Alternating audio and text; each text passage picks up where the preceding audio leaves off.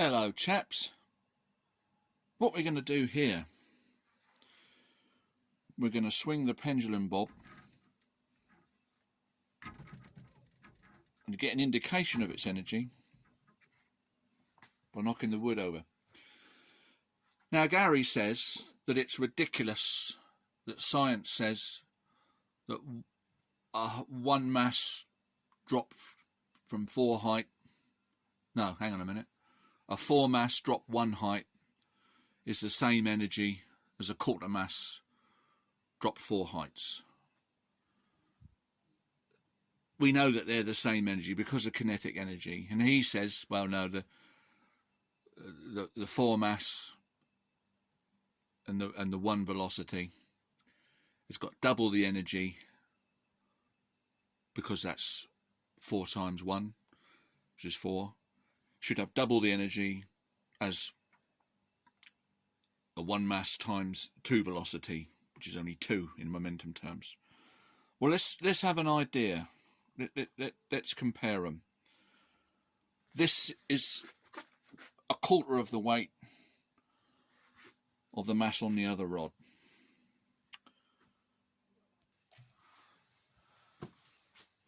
And remember, I got added weight here on the fixing bolt to compensate, and I got the added weight up here on the rod to compensate. Oh no, yeah, I don't know if I mentioned this rubber pad on the wood. Without it, you're losing too much energy to shock and vibration, so it enables the energy to be transferred much better. D. Are you ready, guys? This is the whole mass, the 1 mass, and the other one's going to be a quarter of a mass.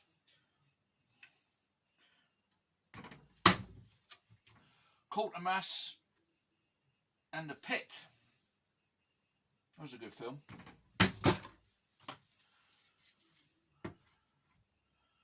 And we're just getting an idea of the energy that we've got here, knocking this lump of wood over. Okay, swap over. Boop. This will be the quarter mass. And the pit. Try and get out of the way. Now, according to Gary, this has only got half the energy now, so it can't topple this wood.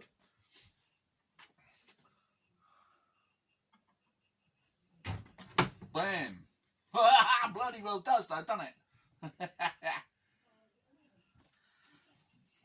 Dear old Leibniz. What a clever man. I was going to break something in a minute.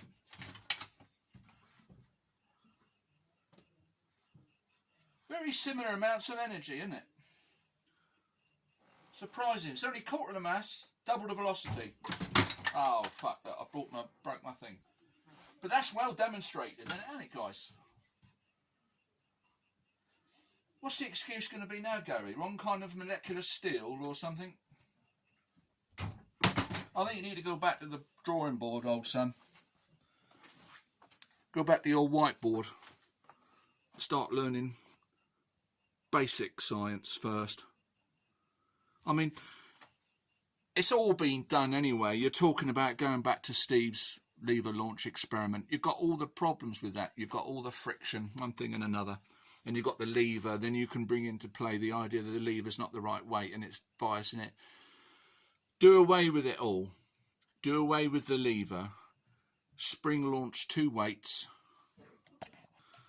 Spring launch 2 weights off of a table. No friction to worry about. They're going through the air. You can measure how fast they've gone by the distance that they've travelled. That experiment's been done. Steve's done that one. And you've come out with some ridiculous thing, well, the spring can't get the energy into the weight. There'll always be an excuse. We're just going round and round in circles. So anyway, I think a lot of this has been done. I've done experiments now, so many that I'm repeating them, and then I'm repeating them poorly, worse than what I did the first time round. So I don't know. But anyway, That was a good one to demonstrate the equivalence of the 1 times 1 velocity, or the 4 times 1 velocity, and the 1 times 2 velocity. Boom, good old Leibniz, he was right all the way back then. Bye for now.